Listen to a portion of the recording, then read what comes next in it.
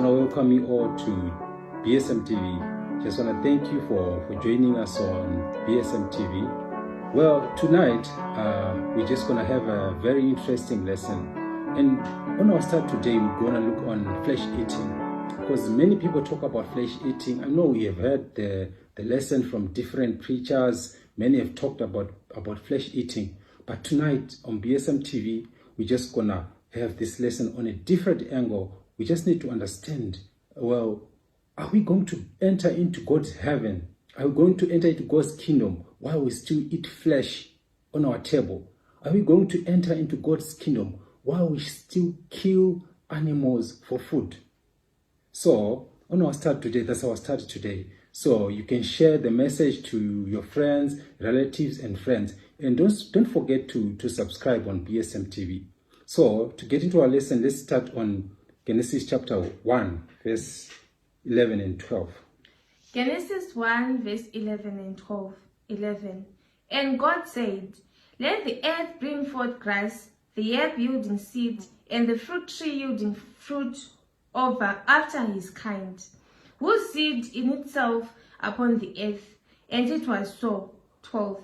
And the earth brought forth grass and herb yielding seed after his kind, and the tree yielding fruit, whose seed was itself after his kind. And God saw it was good. We notice that from creation, from Genesis chapter 1, when God was creating, when he just commanded that let there be what? Be fruits. He commanded the land, and it brought the what? The fruit yielding seed. So let's go on Genesis chapter 24, chapter 1, verse 24. 24. Yeah. And God said, "Let the earth bring forth the living creature after his kind, cattle, creeping things, and beasts of the earth after his kind." And it was so. 25. And God made the beasts of the earth after his kind, and cattle after their kind, and everything that creepeth upon the earth after his kind. And God saw that it was good. Let's take note of something, brethren.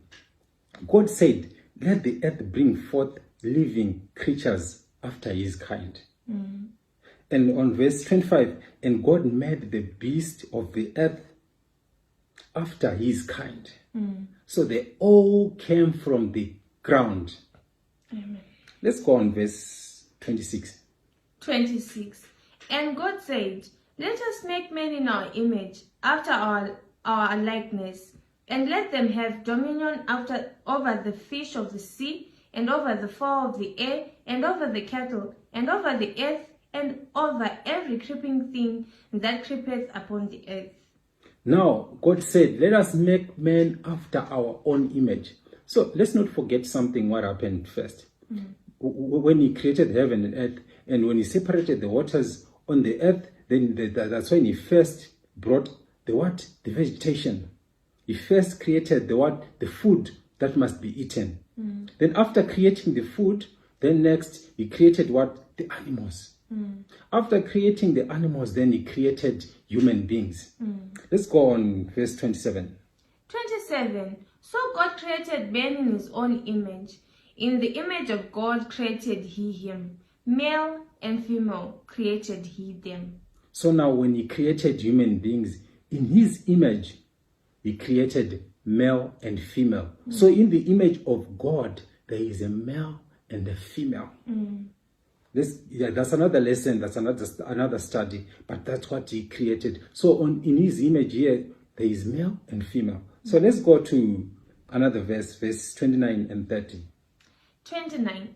And God said, "Behold, I have given you every herb bearing seed, which is upon the face of all the earth, and every tree in the which is the fruit of a tree yielding seed. To you it shall be meat." Now God was talking to the human beings, to the human family.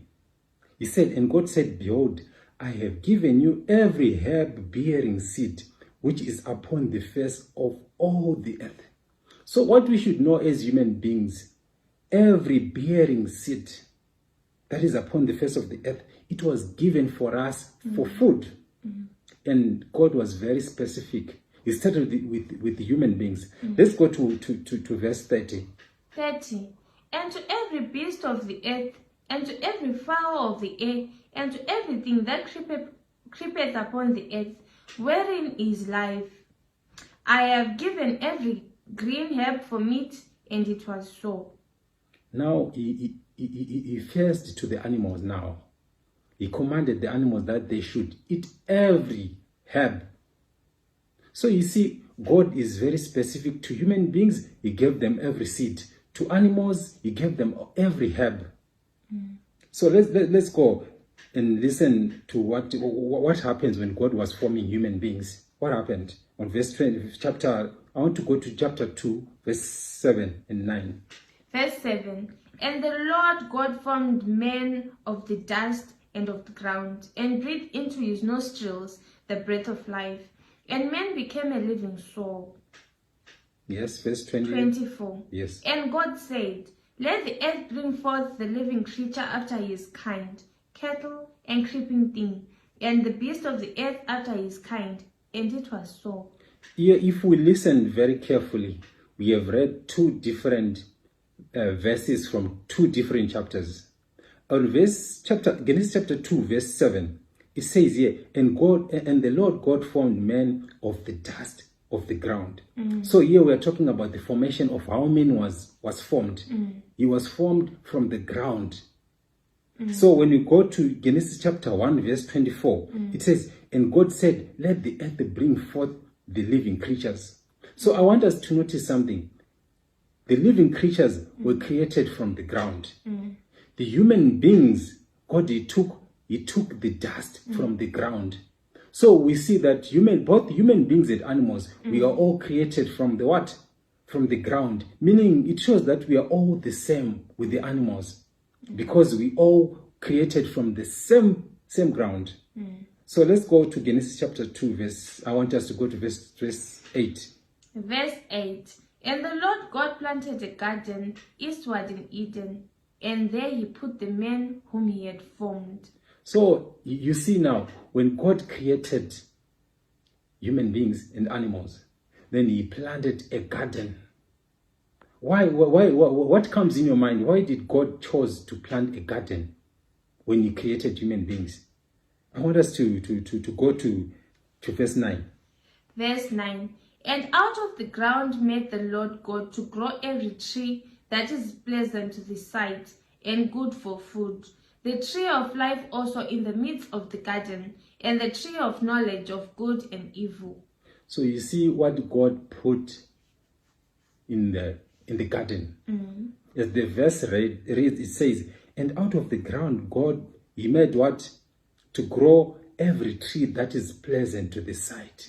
So now in the garden, that's why he put the trees that are pleasant to the what? To the sight.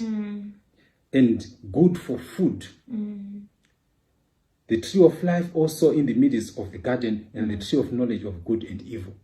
So you notice that's why we all, I'm sure everyone who is listening here, we all have garden.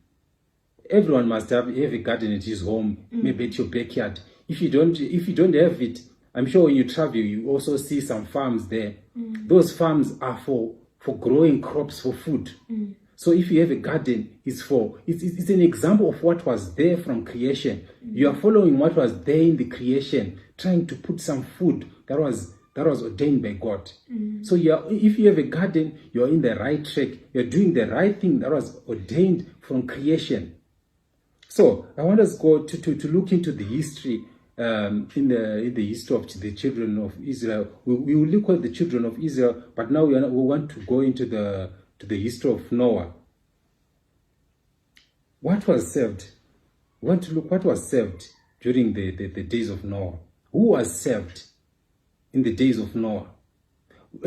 Does God care about these animals that we kill every day? So let's look into the history of Noah. Genesis chapter 7, verse 13. 13. In the selfsame day entered Noah, and Shem, and Ham, and Japheth, the son of Noah, and Noah's wife, and the 3 wives of his sons with them, into the ark. 14. They and every beast after his kind, and all the cattle after their kind, and every creeping thing that creepeth upon the earth after his kind, and every fowl after his kind, every bird every sort. We see now from creation, God he created human beings and animals from the ground. Now, I'm sure we all read, we have came across the words, as it was in the days of Noah, so shall it be in the last days. So what are we expecting to see in the last days? What happened in the days of Noah? There is something interesting that happened in the days of Noah. It says here, in the days of Noah, we notice here, Noah and his family and the animals also, they entered the ark. God did not say Noah should build an ark that was meant for human beings only, but that ark was for animals also. And also, if you look in that history, if you read that history, you find that there were many animals than human beings which were saved. Why? Only few human beings, only Noah and his family were saved. So you see, God is also concerned about these animals we kill every day for food. So, verse 15. 15. And they went into Noah into the ark, 2 and 2 of all flesh, wherein in the breath of life. Did you hear this one? And they went in unto Noah into the ark, 2 and 2 of all flesh. They were in pairs, male and female. 2 and 2, wherein is the breath of life. They had the breath of life. You see, human beings, we have breath of life. Even animals also that we kill, they've got breath of life. So when you're killing an animal, you are taking the breath of life that was given to animals. So you are taking advantage of the dumb dogs, which are dumb animals which cannot talk, which cannot fight for themselves. So I want us to go to verse 16. 16. And they that went in male and female of all flesh, as God had commanded him, and the Lord shut him in. You see, God shuttered the door and in the ark. So let's go to Ecclesiastic chapter 3, verse 18. There is something interesting there. Ecclesiastic chapter 3, verse 18. 18. I said in mine heart concerning the estate of the sons of men, that God might manifest them, and that they may see that they themselves are beasts. Did you hear that? It's saying we should, I said in mine heart concerning the estate of the sons of men, that God might manifest them, that they might see that they themselves are beasts. Do we see ourselves as beasts, or do we see ourselves as people, as human beings who are special than beasts? But here the verse is saying we must see that we are also beasts. I want to take this verse to Good News. Go read Good News version. I concluded that God is tested us to show us that we are not better than animals. Did you hear that?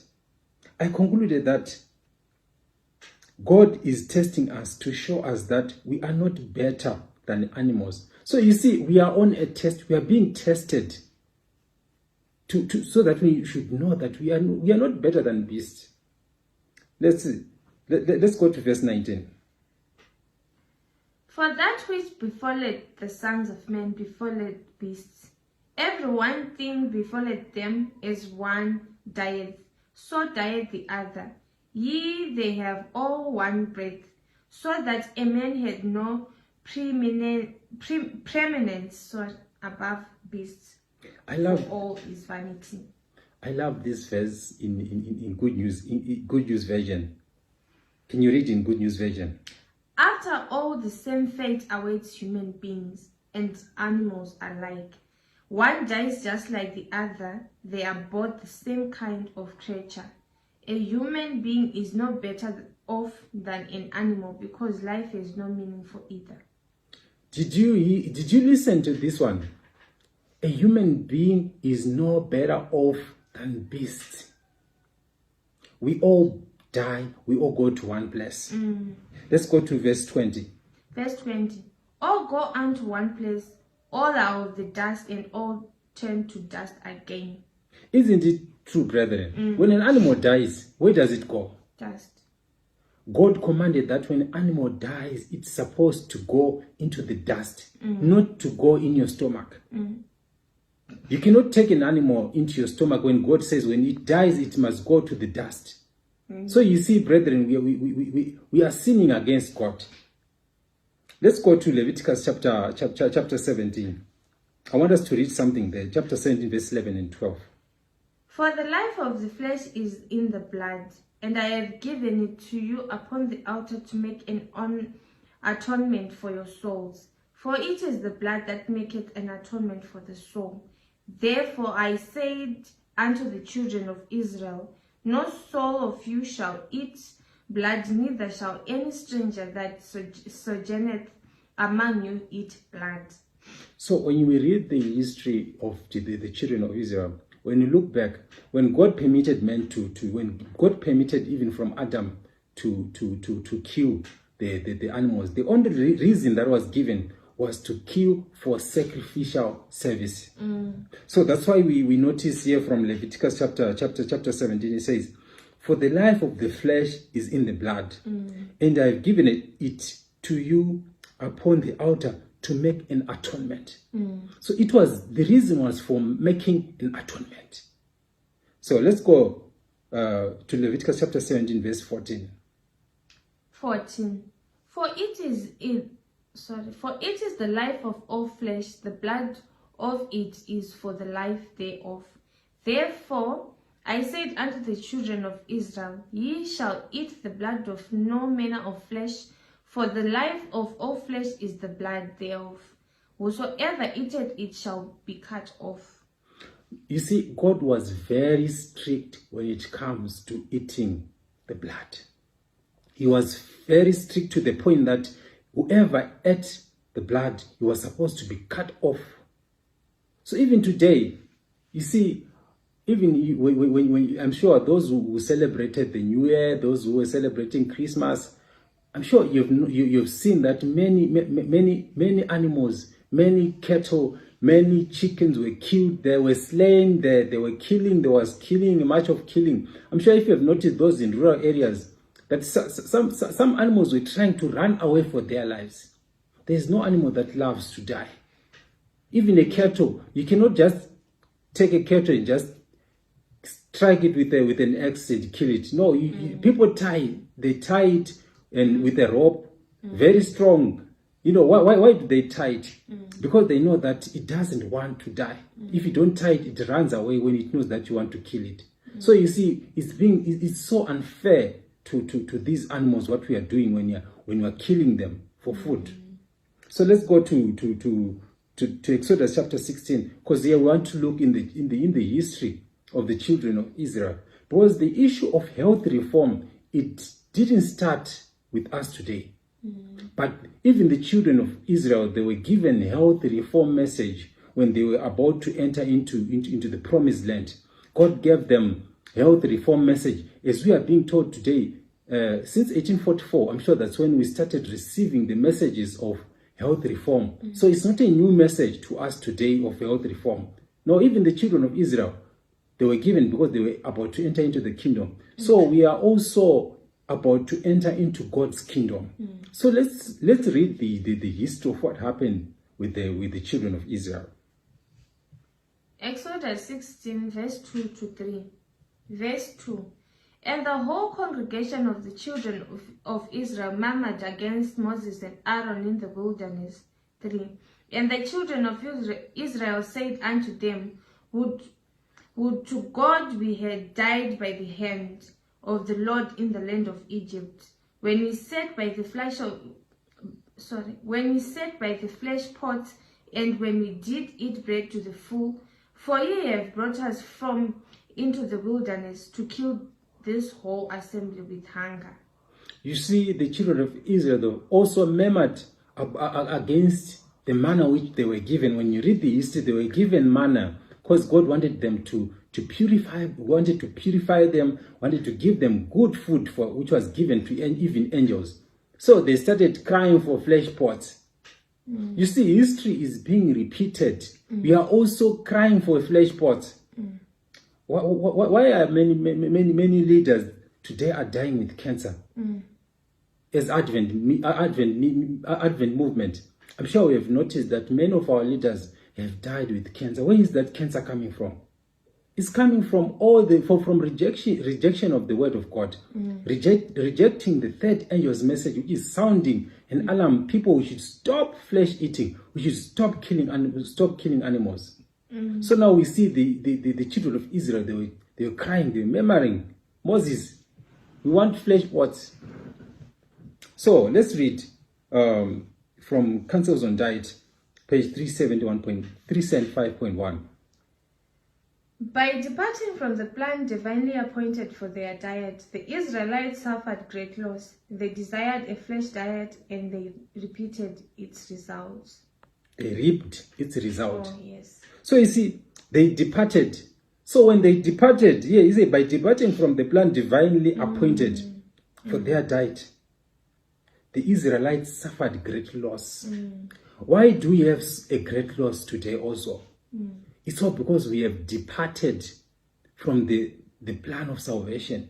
We have departed from the ordained diet that we were given by God.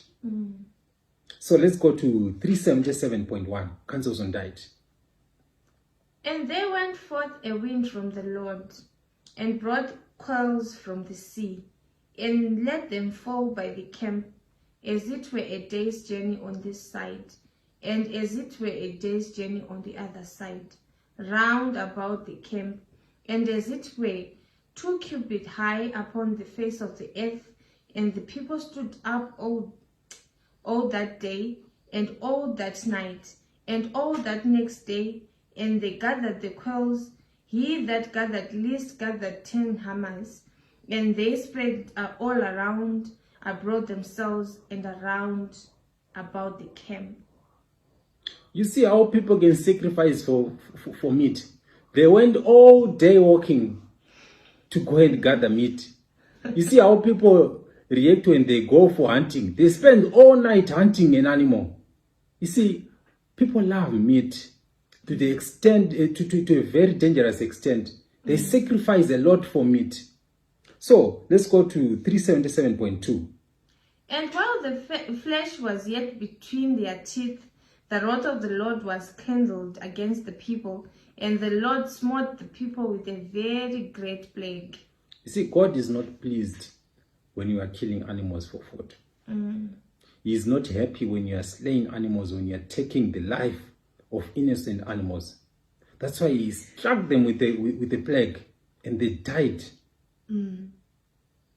That's why he says that when the flesh was yet between their teeth, not inside their mouth, but between their teeth, before they even, before it even go anywhere, still between the teeth. So let's read 377.3. Their deprived appetites controlled them, and God gave them flesh meats as they desired, and he let them suffer the results of gratifying their lustful appetites. Burning fevers cut down very large numbers of the people. We see today, don't we have fevers that are killing people? Many are dying of these fevers. Where are they coming from? If you trace them, they are coming from animals. So you see the danger of eating animals. It says, their deprived appetites controlled them. You see, many of us as Advent movement people, we are being controlled by our appetite.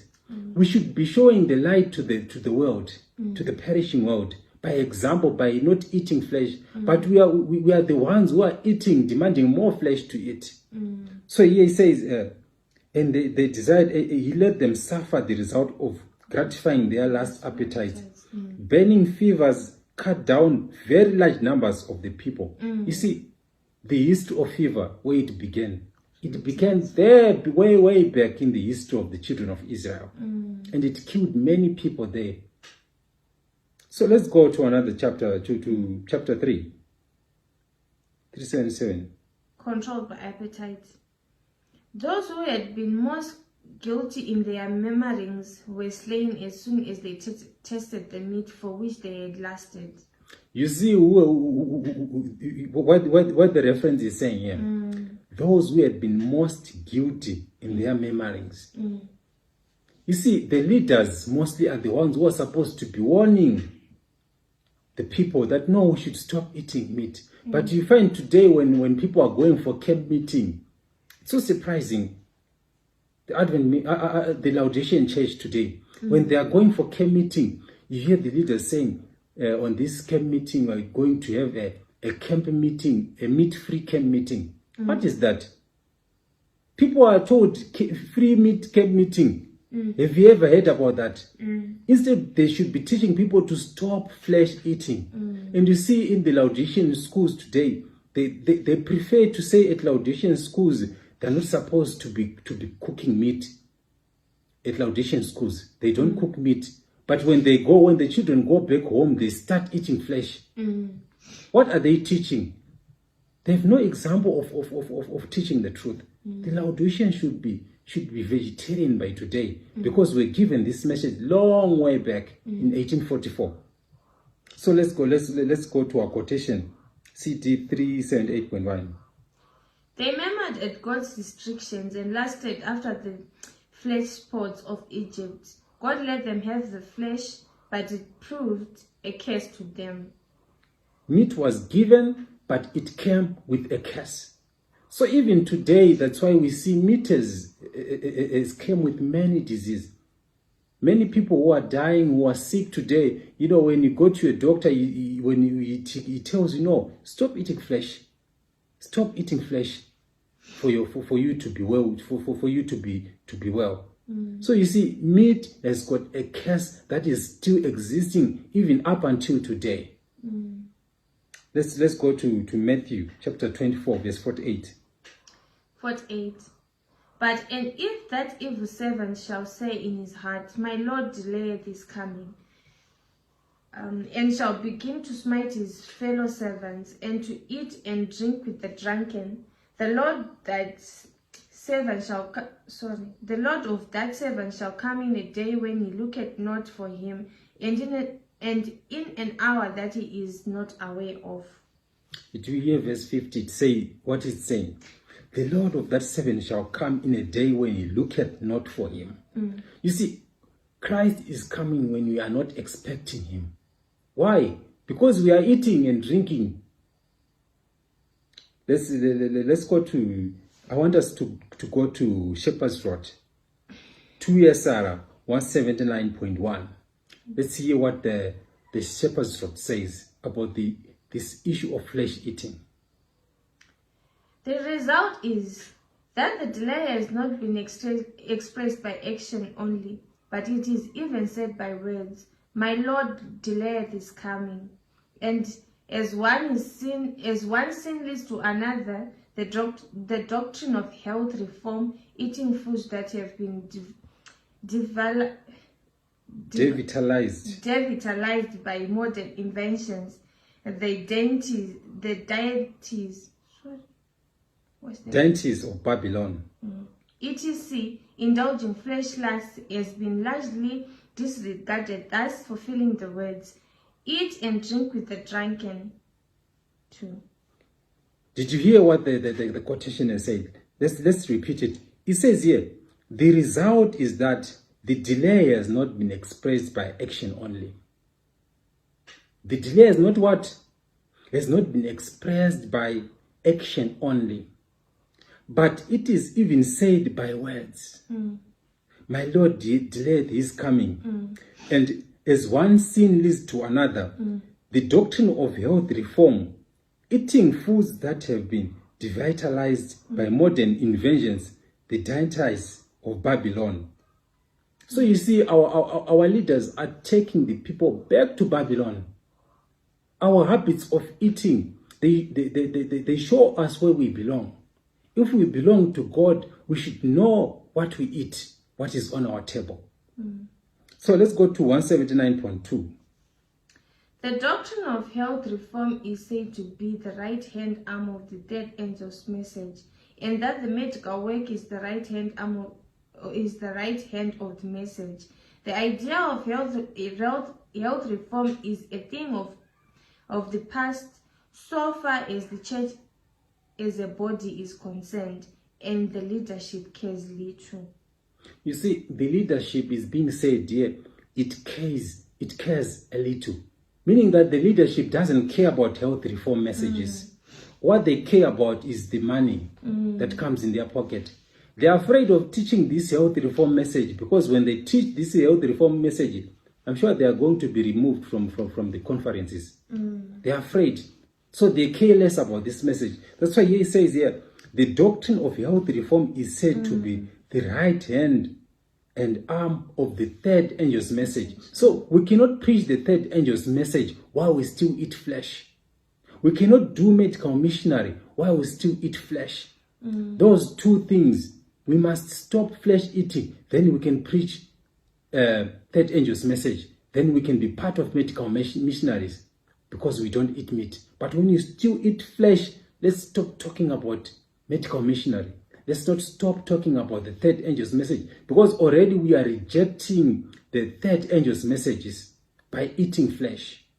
So it said what is happening with our leadership, because they don't care, because that's why they're not teaching the people. Let's go down as it reads. The line has not yet reached its end, for another interested one comes with a large number of references, both from the Bible and the spirit of prophecy, wishing to inquire in regard to the instructions of the church respecting health reform. These books, which it is claimed are written for the people of God, for this last generation teach a strict health reform. Yes.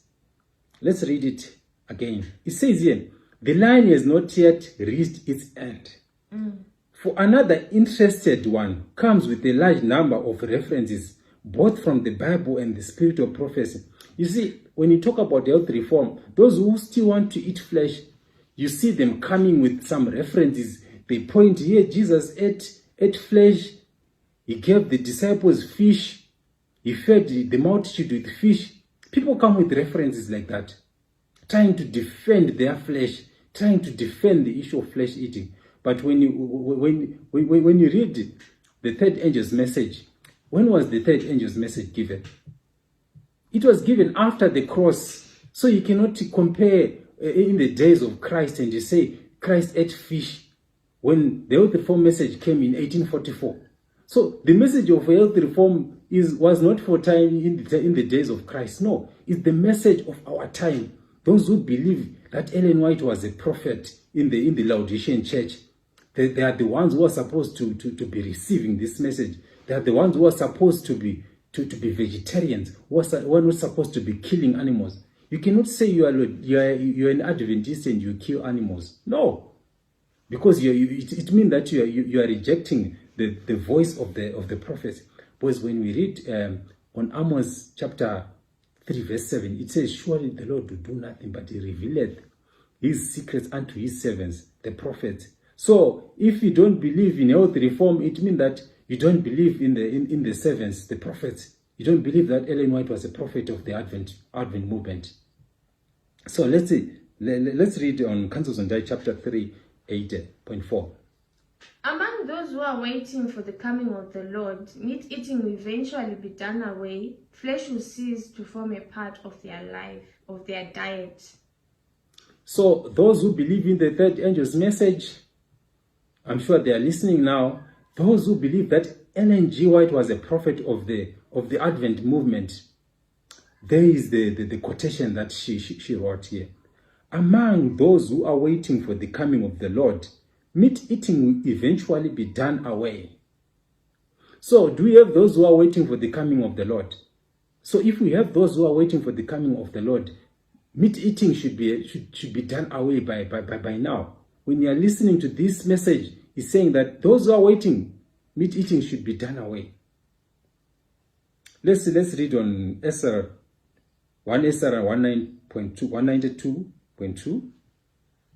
Health reform is to be agitated everywhere, and it seems this prophet is right in the matter. The prophet also claims that those who disregard health principles cannot enter in through the pearly gates of the holy city, according to the following statement from volume 5, page 197. So, did you hear what it says here? Health reform is to be agitated everywhere.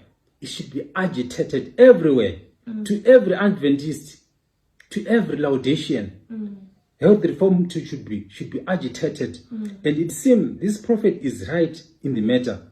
The prophet also claimed that those who disregard health principles cannot enter in through the pearly gates.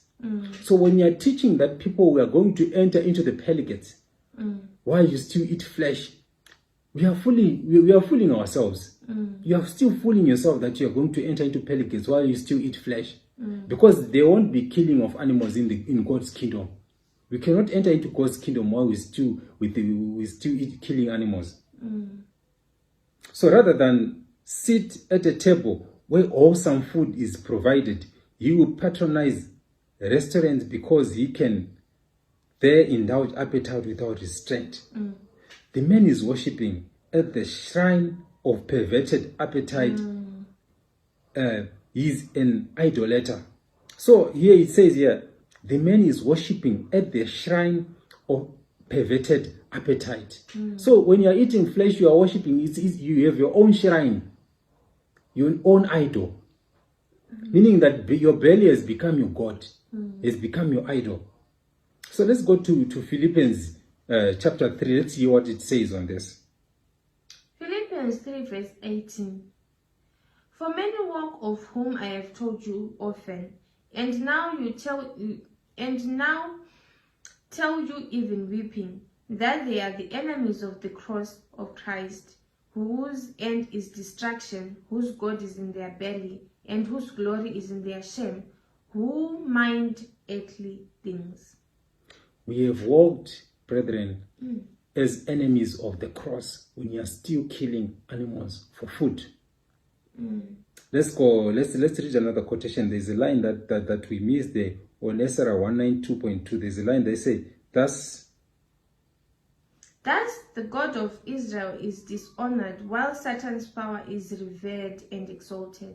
So when we are rejecting the health reform, the devil is happy that we are on his side by eating flesh.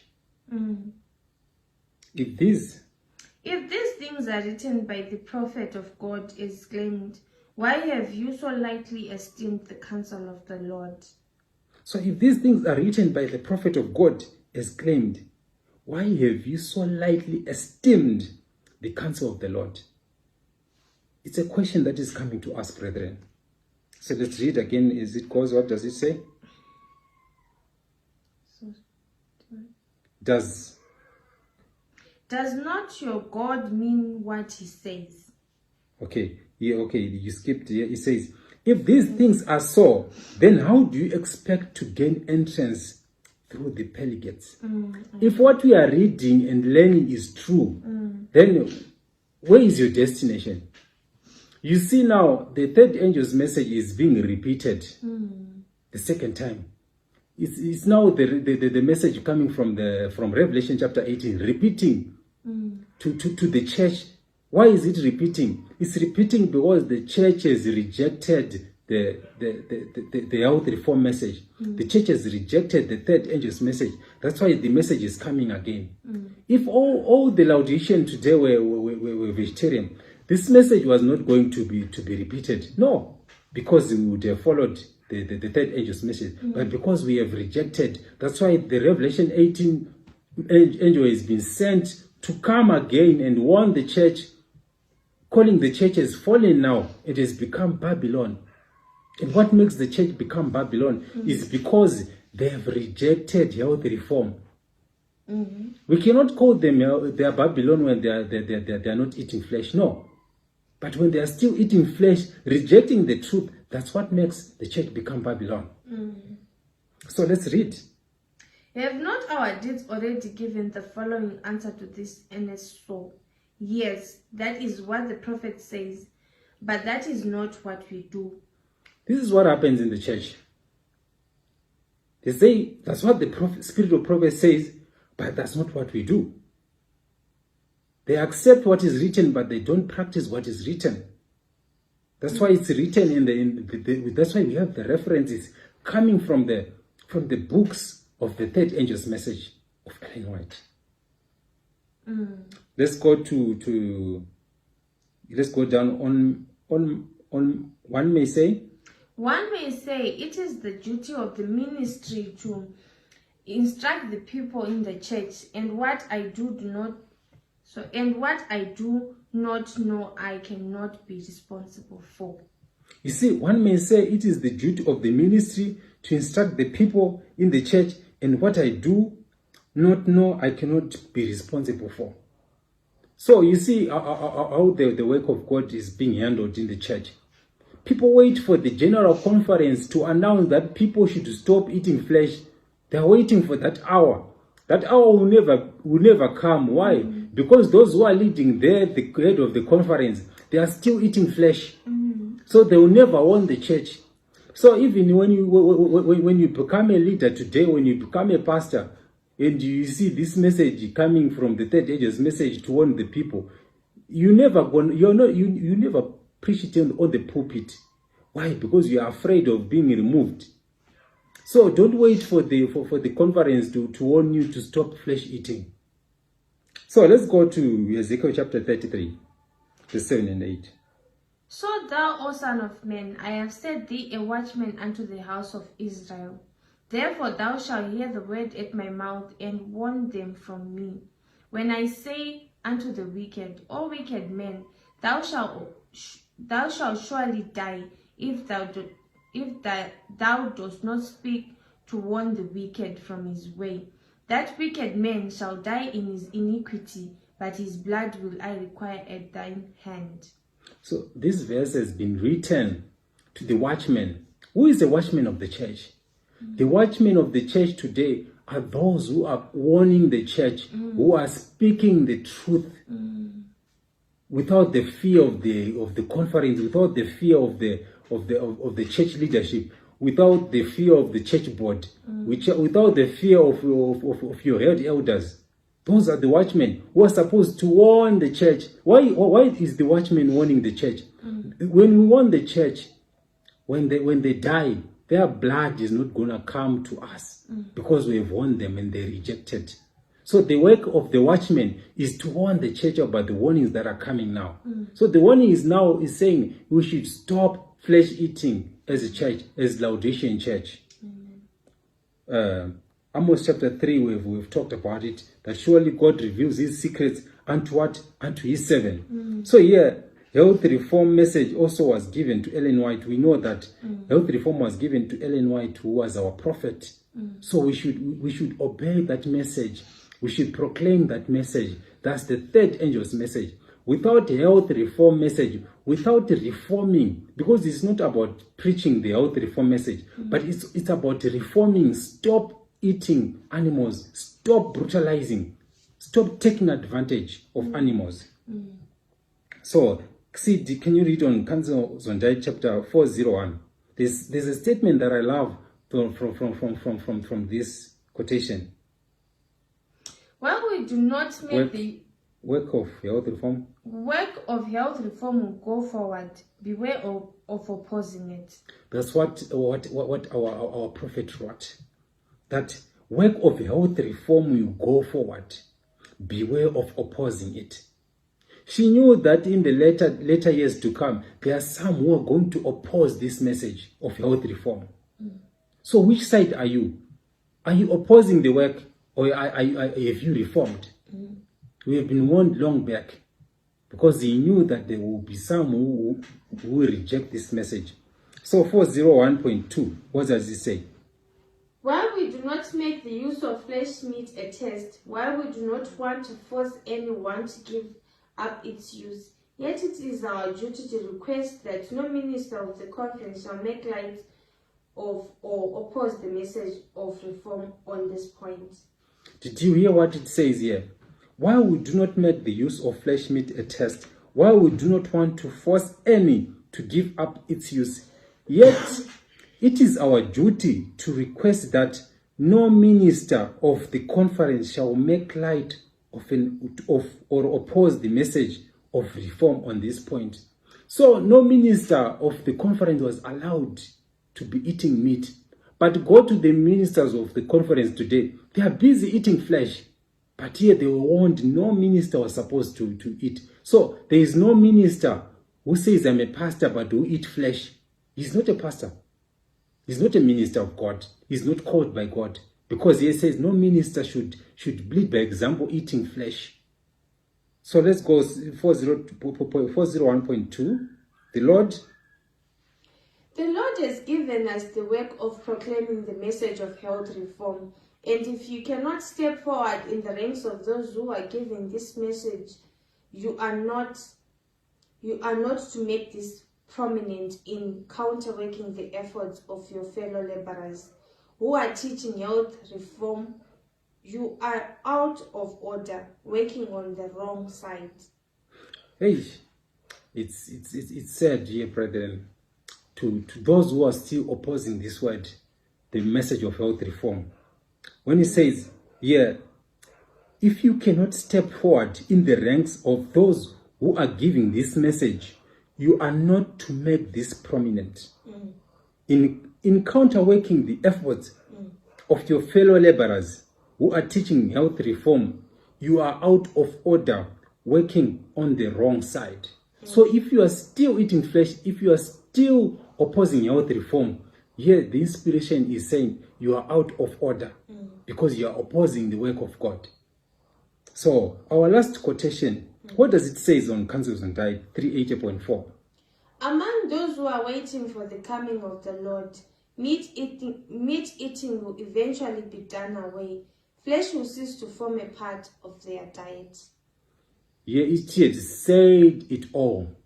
Are you going to be in God's kingdom or not? The word of God has just explained everything here. It says here, among those who are waiting for the coming of the Lord, meat eating will eventually be done away. Flesh will cease to be part of their diet. So those who are waiting for the coming of the Lord, it has said that flesh will cease to be part of your diet. So brethren, with these few words, may God bless you all for listening. May God bless the reading of his word. Shalom, brethren.